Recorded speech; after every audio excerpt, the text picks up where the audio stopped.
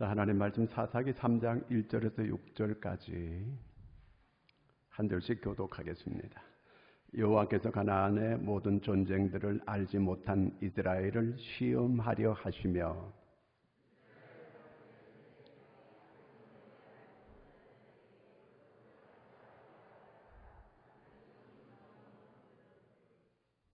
블레셋의 5 군주들과 모든 가나안 족속과 시돈 족속과 바알 헤르몬 산에서부터 하맛 입구까지 레바논 산에 거주하는 히위 족속이라.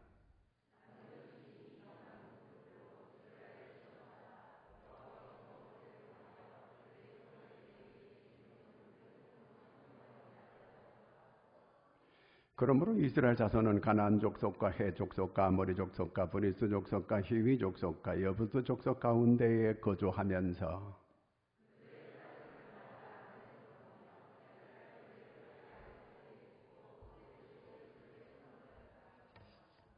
아멘. 오늘은 꼭 이 교회 나오는 게 마치 전쟁터에 나오는 것 같습니다. 혹시 교회 가면은 하도 이 뉴스에 교회 가면은 코로나 걸리는 것처럼 이렇게 자꾸 선전을 해서 그렇지 않아도 지금 이 모두가 힘든 상황인데 이 교회가 아주 요즘 이 뉴스에 주목을 받고 있습니다.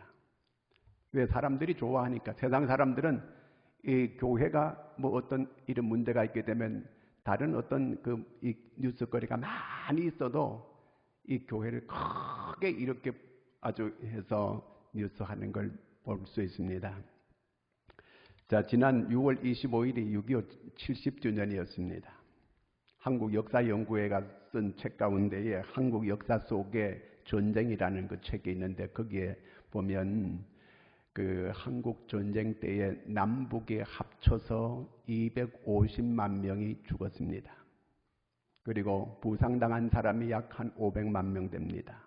그 다음에 또 간접적으로 피해를 본 사람들이 500만 명 됩니다. 그러니까 그 당시에 우리나라 인구 6명 가운데 1명은 이 피해를 보았다는 얘기입니다. 자, 전쟁은 누구한테 속한 것이에요? 하나님께 속한 것이라는 것은 우리가 들어서 잘 알고 있어요. 이 얘기는 무슨 얘기냐면 전쟁은 사람의 일이 아니고 하나님의 일이다, 그 얘기예요. 그럼 하나님께서 전쟁을 있게 한다는 그 얘기입니다. 그러면 하나님께서 전쟁을 왜 있게 하는가? 하나님께서 전쟁을 왜 있게 할까요? 전쟁은 심판입니다. 하나님의 심판이에요. 구약의 이 심판은 3가지를 가지고 늘 심판했습니다. 첫째는 전쟁입니다. 2번째는 전염병입니다. 3번째는 기근입니다. 이 3가지가 있을 때는 이게 하나님의 심판입니다. 그러면 하나님께서 왜 이런 심판을 있게 하는가? 그거는 죄 때문입니다. 죄 때문에 심판하는 거예요. 하나님은 이 전쟁을 통해서 하나님께서 하시고자 하는 하나님의 뜻을 이루십니다.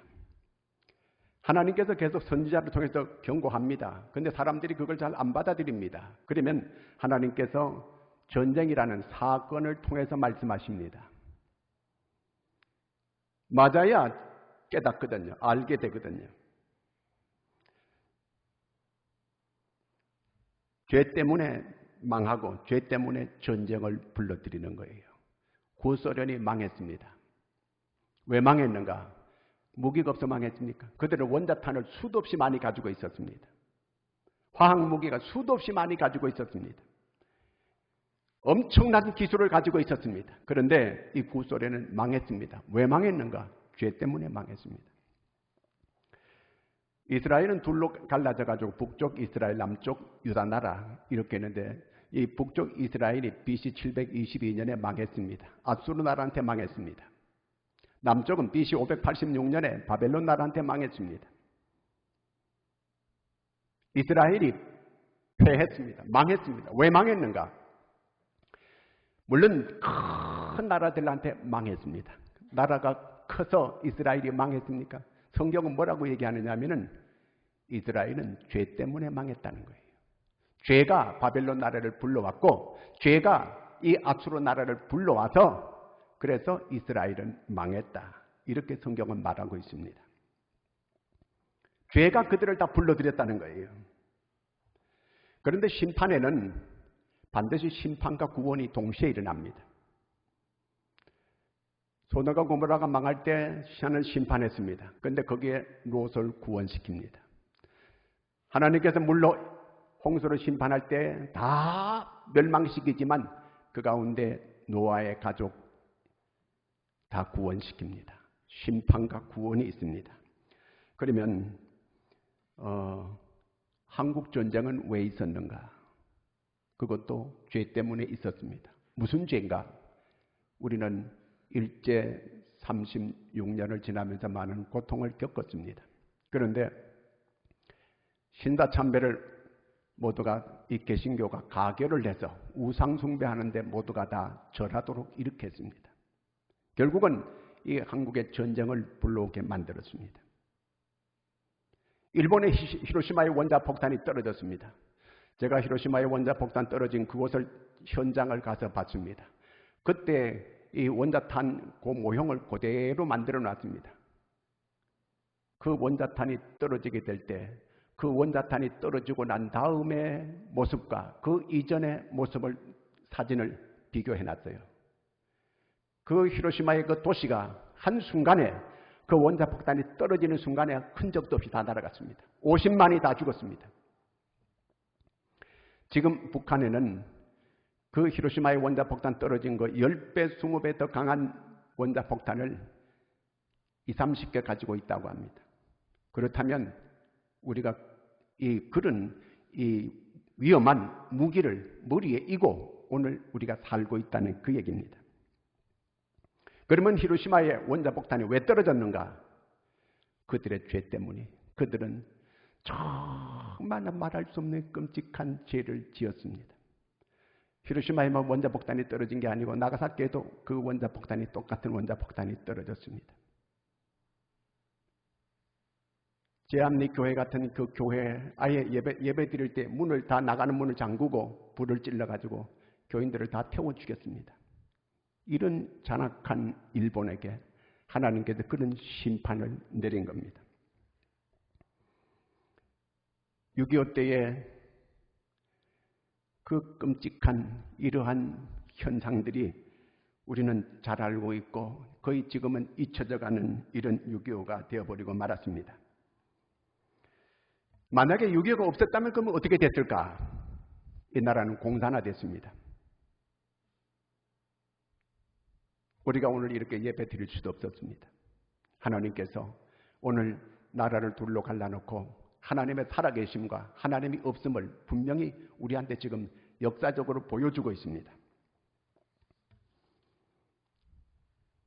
지금 우리나라는 위기 속에 있습니다. 코로나 위기, 경제 위기, 남북 갈등, 세대 간의 갈등. 미국의 사회학자 잉거하트라고 하는 사람은 이 세대 간의 갈등과 그 다음에 또 가치 간의 이 갈등이 세계에서 제일 갈등이 심한 나라가 한국이라고 이렇게 말했습니다. 좌우 갈등이 심각합니다. 북한과 남한의 갈등이 심각합니다. 계속해서 남쪽을 불바다 만들겠다고 지금 계속 협박을 하고 있습니다. 지금 국회에서는 차별금지법을 만들려고 합니다. 그러면 교회도 거의 이제 복음을 전할 수 없는 이런 시대가 이제 되어지게 될 것입니다. 자, 이런 모든 문제는 사실은 근본적인 문제는 아니에요. 이런 일이 다 하나님께서 있게 하는 것은 하나님의 목적이 있는 거예요. 제가 어제 유튜브를 잠깐 다른 사람이 틀어놨는 걸 제가 잠깐 들었어요. 그런데 이런 얘기가 나오는 거예요. 자기는 신앙이 5대째입니다. 그런데 지금 코로나로 인하여 집에서 이 온라인 예배를 드리는데 집에서 예배 드리는 게 너무 은혜스럽고 성령이 충만하고 너무너무 좋습니다. 교회라고 하는 체제가 왜 있는지 저는 잘 모르겠습니다.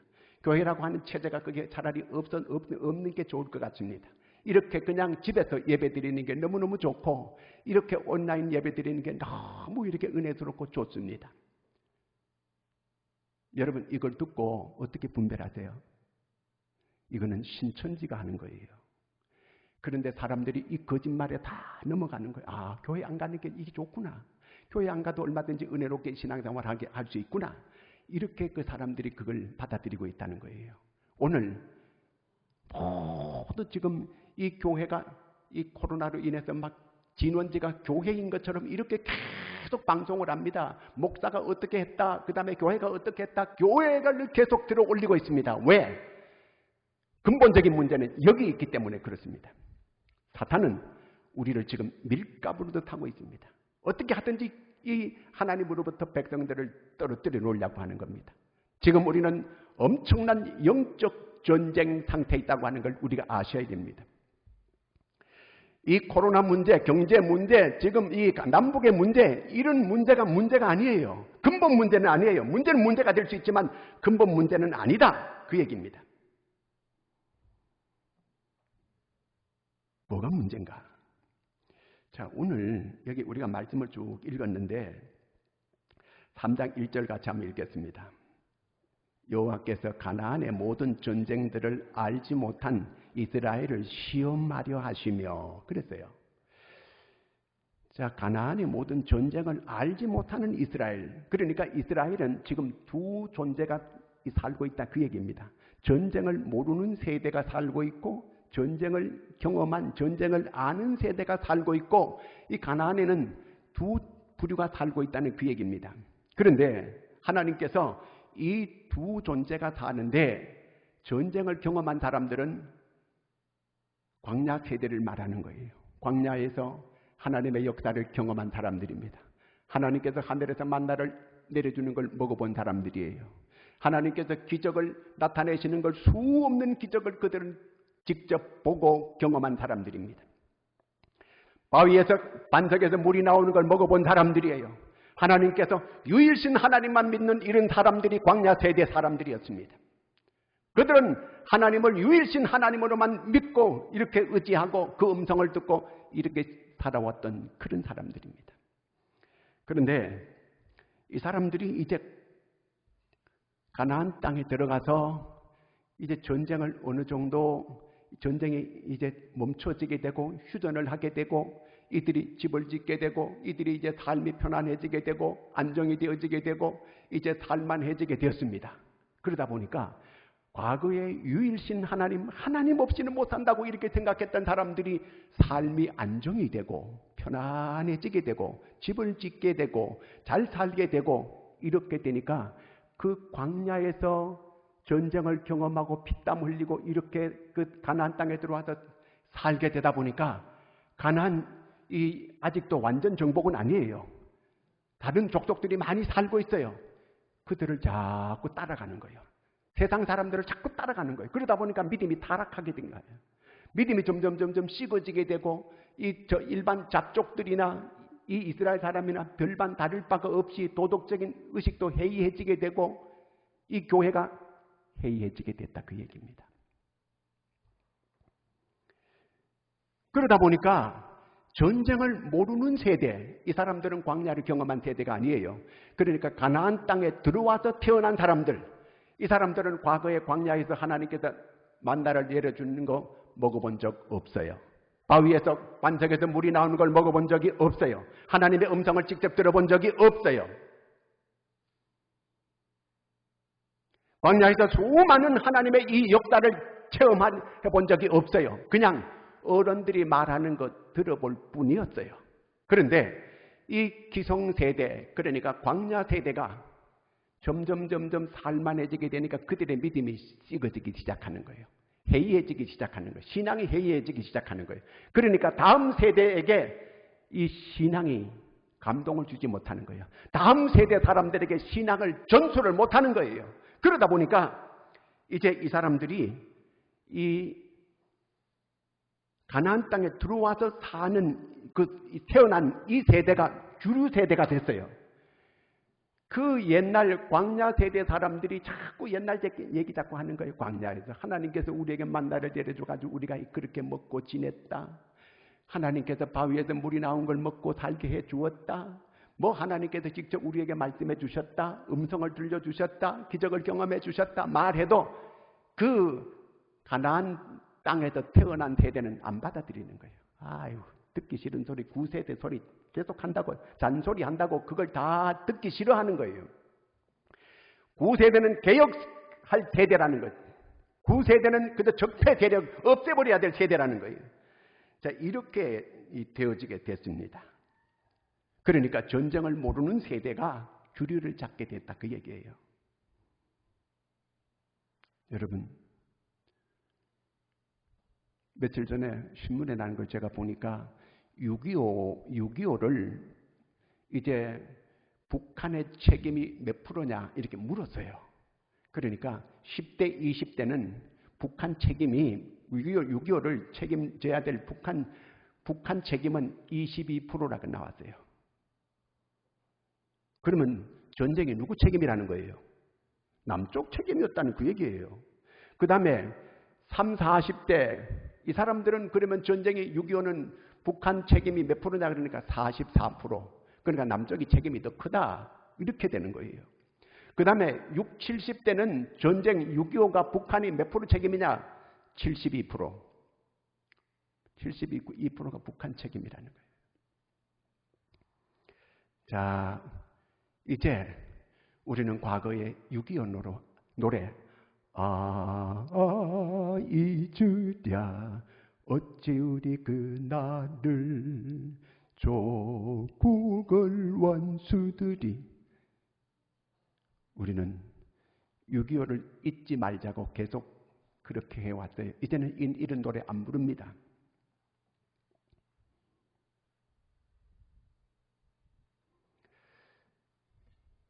우리는 그런 한 맺힌 걸 우리는 기억하자는 그런 얘기가 아니에요. 하나님께서 이스라엘 백성들에게 너희들은 모세를 통해서 애굽에서 종살이하는 걸 내가 거기에서 이끌어낸 것을 기억하라. 성경은 계속해서 하나님께서 그걸 기억하라고 말합니다. 하나님의 은혜로 노예살이하던 애굽에서 너희를 거기서 이끌어낸 걸 기억하라고 계속 성경은 말하고 있습니다. 오늘 우리는 6.25를 기억해야 돼요. 무슨 6.25를 기억해야 되느냐? 우리가 한 맺힌 이런 얘기를 그걸 기억하자는 그런 얘기가 아니에요. 뭘 기억해야 되느냐? 하나님의 역사였음을 기억해야 돼요. 하나님이 유엔 안전보장 이사회에 소련이 참여하는 걸 막았습니다.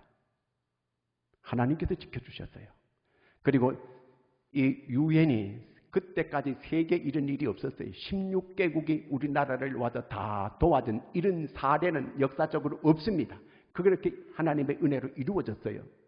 그뿐만 아니라 낙동강 전선 마지막 이제 부산만 밀고 내려가면 적화가 완전히 되는 그런 지경에 이제 거기에서부터 밀고 올라와야 되는데 그때에 이제 비행기가 떠야 되는데 그래 폭격을 해야 되는데 비가 오면 비행기가 날 수가 없었어요.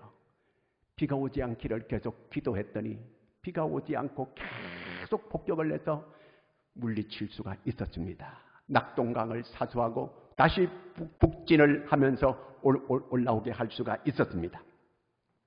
우리는 이 하나님의 기적을, 하나님의 역사였음을, 하나님의 은혜였음을 우리가 그걸 기억하자는 거예요. 한 맺힌 우리의 과거를 기억하자는 그런 얘기가 아니에요. 하나님께서 역사해가지고 그렇게 이 남한을 오늘을 있게 만들어 주었다고 하는 것. 심판에는 언제나 하나님께서 심판과 구원이 동시에 이루어지는데 하나님의 백성들을 오늘 이렇게 구원시키기 위해서 세계 만방의 이 대한민국 남과 북이 하나님과 하나님 없는 나라가 얼마나 비교되는가 하는 걸 보여주기 위하여 오늘 이 나라를 이렇게 표본적으로 남겨놓으셨다는 그 얘기입니다.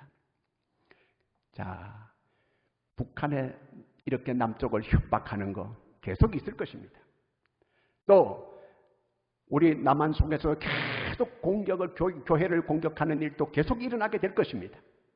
그러면 이런 일이 왜 있어지는가? 이것도 하나님의 허락 없이는 절대로 일어나지 않아요.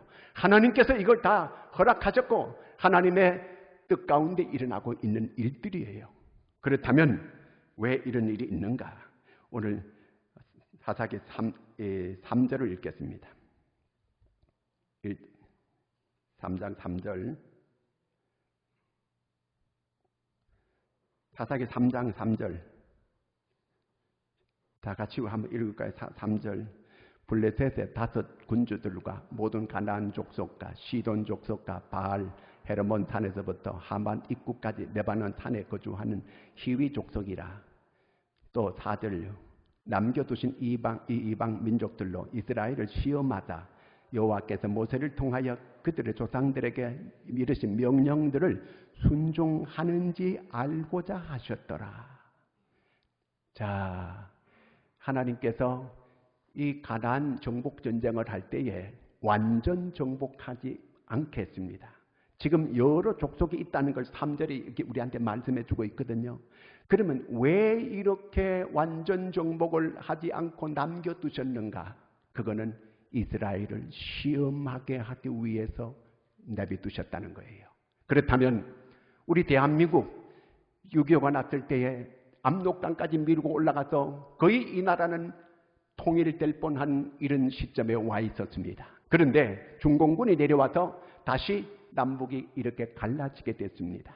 왜 하나님은 북한을 저렇게 남겨둬서 계속 저렇게 호전적으로 남쪽을 불바다를 만들겠다고 저렇게 호언장담하게 하나님께서 남겨두셨을까? 이거는 한국을 우리를 시험하게 하기 위해서, 테스트하기 위해서, 훈련시키기 위해서 남겨두셨다는 그 얘기입니다.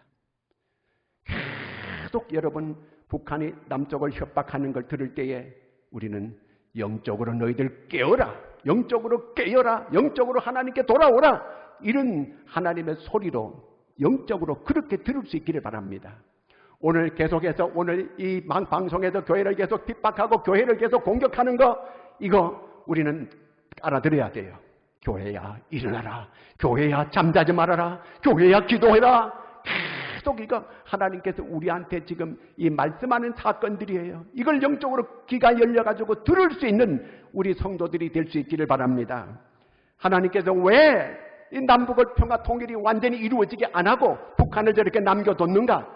오늘 성경은 시험하게 하기 위해서. 왜 하나님이 가나안 땅을 완전히 금방 다 점령하지 않게 하고 여러 족속을 왜 남겨뒀는가? 이스라엘 백성들, 그들을 시험하게 하기 위해서 남겨두었다는 거예요. 자, 이제 이 가나안 정복 전쟁을 통해서 이 전쟁을 아는 세대, 이 사람들은 유일신 하나님을 온전히 믿던 이런 사람들입니다. 그런데 이 사람들이 이제 가나안 땅에 들어와 가지고 정복 전쟁을 하는데, 전쟁을 어느 정도 하고 완전 정복은 아니지만 그래도 살만해지게 됐어요. 넉넉하게 이제 살아가게 되고, 이제 살만해지게 되고 집도 마련하고 이제 배부르고 등 따쓰고 따뜻하게 되니까 점점 신앙이 해이해지기 시작했어요. 여러분, 문제는 딴 데 있는 게 아니에요. 지금 여기저기 문제가 일어나고 막 이렇게 위기와 혼란이 막 있는 것 같지만은 사실은 이게 문제가 아니에요. 사사기 2장 7절을 읽습니다. 사사기 2장 7절.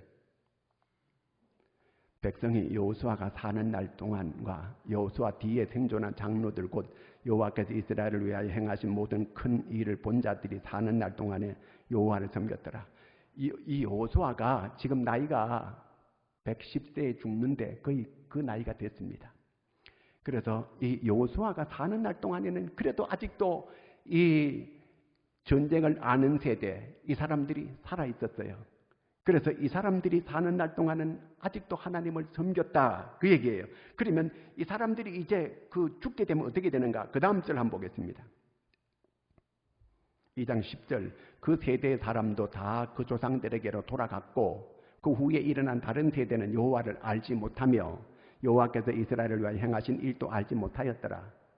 그러니까 이 사람들이 죽고 난 다음에, 여호수아가 죽고 난 그 다음 세대 사람들, 전쟁을 모르는 세대 사람들, 이제 가나안 땅에 들어와 가지고 그 부모 세대가 자녀들에게 믿음을 물려주지 않는 그 세대, 하나님을 알지 못하는 세대, 이 세대가 들어와 가지고 하나님을 다 떠나갔어요. 그랬더니 어떻게 되는가? 그 다음 한번 보겠습니다. 3장 7절. 이스라엘 자손이 여호와의 목전에 악을 행하여 자기들의 하나님 여호와를 잊어버리고 바알들과 아세라들을 섬긴지라. 우상을 섬기기 시작했어요. 하나님을 떠나게 되니까 하나님을 떠나게 되면 우상을 섬기게 되어 있습니다. 여러분, 우리가 교회를 안 나오고 하나님을 떠나게 되면 다 우상으로 빠지게 됩니다. 그래서 그 다음에 8절 읽겠습니다. 여호와께서 이스라엘 자손에게 진노하사 그들을 메소포타미아 왕 구산 리사다임의 손에 팔았으므로 이스라엘 자손이 구산 리사다임을 8년 동안 섬겼다. 이 메소포타미아 왕이 쳐들어와 가지고 이스라엘을 다 가나안을 점령해 버린 거예요. 그래서 이 사람들이 남의 나라 밑에서 식민지로 8년을 끌려다니는 삶을 살았다는 거예요. 이 나라의 위기는 코로나 때문에 위기 아니에요. 경제 때문에 위기 아닙니다. 북한 저렇게 윽박지르고 소리 질러대는 거 저게 문제가 아닙니다. 오늘 세상 사람들이 전부 교회에 돌을 던지고 있는 거 이게 문제가 아니에요. 우리는 이런 걸 보고 오늘 하나님께서 하나님의 교회를 시험하려고 이렇게 한다는 거예요. 시험한다는 거예요. 오늘 마귀가 하나님의 사람들을 밀가부로 타고 있습니다. 믿음 떨어지게 만들기 위해서. 우리의 문제는 하나님을 떠나는 여기 문제가 있는 거예요. 하나님을 떠나면 이제 우상을 섬기게 될 것이고, 그러면 하나님께서 이 가나안 땅에 들어가서 편안하고 하나님을 떠나고 이렇게 되니까 외국 나라를 불러들여 가지고 나라를 망하게 전쟁으로 이렇게 해버리고 말았다는 그 얘기입니다. 그래서 이제 이 여호수아가 나이 많아져 가지고 이 여호수아가 있는 동안에는 그래도 신앙생활을 했는데 그 다음 세대는 아예 하나님을 알지 못하고 이 광야의 세대가 다 죽고 나니까 신세대들이 이제 주류를 잡았는데 이들이 하나님을 떠난 우상을 섬기는 이런 족속들이 되어버리고 말았다는 그 얘기입니다. 전쟁을 아는 세대 사람들이 그 사람들이 신앙이 희미해지게 되고 변질되어지게 되고 해이해지기 시작하고 삶과 신앙이 일치되지 않고 모순되는 삶으로 다음으로 신앙생활을 후손들에게 이어주지 못했던 거예요. 이게 나라의 패망을 불러오게 되었던 겁니다. 그래서 이 여호수아가 한곡하게 이제 나이가 들어가지고 110대에 죽으면서 이런 말을 합니다. 여호수아 23장 16절.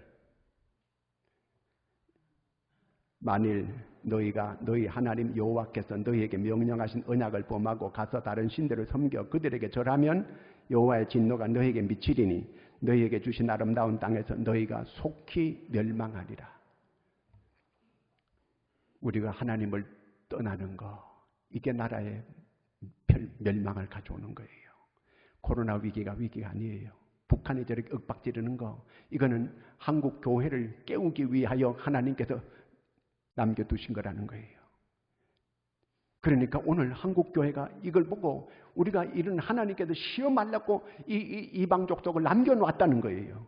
우리는 그들을 욕할 게 아니고 영적으로 깨어나라고 계속 협박하는 소리로 들어야 돼요. 하나님이 저들도 필요하기 때문에 남겨놓은 거예요. 왜 필요한가? 영적으로 우리를 살리기 위해서. 이게 잘 먹고 잘 살고 이제 자동차 타고 직장만 해가지고 이렇게 먹고 살만하니까 하나님을 멀리하니까 이게 멸망을 가져오는 거라는 그 얘기예요. 여호수아 24장 23절에 있습니다.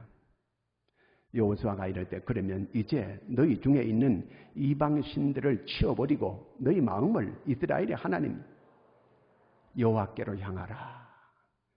오직 너희들이 사는 길은 여호와께로 방향을 바꿔야 된다는 거예요. 오늘 하나님께로 가던 이 발걸음이 자꾸 세상으로 이 방향을 바꾸고 있어요. 이 방향을, 이게 바로 멸망하는 방향이라는 거예요. 이 방향을 하나님께로 바꾸라는 거예요. 그것이 바로 너희가 살 길이라는 거예요. 이게 여호수아가 마지막으로 자기 백성에게 유언으로 남긴 이 말씀입니다. 북핵 문제가 아니에요. 코로나가 문제가 아니에요. 오늘 교회를 공격하는 게 이게 문제가 아니에요. 이거는 우리를 영적으로 깨우기 위해서 하나님께서 시험하려고 이 사람들 남겨놨다는 거예요. 오늘 우리가 깨어나야 됩니다.